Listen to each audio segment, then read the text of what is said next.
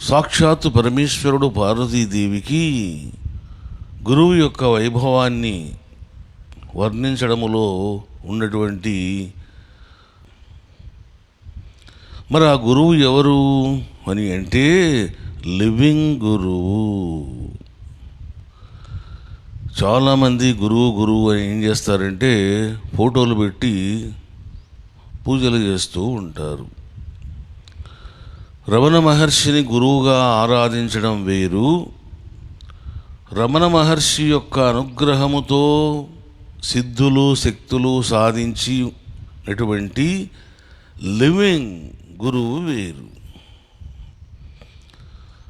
రామకృష్ణ పరమహంసను సేవించడం వేరు, రామకృష్ణ పరమహంసను సేవించి ఆయన యొక్క అనుగ్రహముతో శక్తులు సిద్ధులను పొందినటువంటి లివింగ్ గురువు యొక్క కథ వేరు.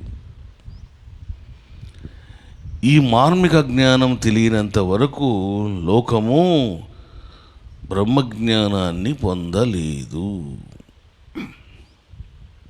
కాబట్టి లివింగ్ గురువు యొక్క సాధన మార్గము విలక్షణంగా ఉంటుంది. అది ఎవరికి అర్థమవుతుంది? చూడడానికి అది ఒక మాయాజాలముల, కామ విలాసముల, ధన వ్యామోహముల ఉంటుంది. కానీ సిద్ధగురువుల యొక్క చేష్టలు అగాధంగా ఉంటాయి అని చెప్పడం జరిగింది.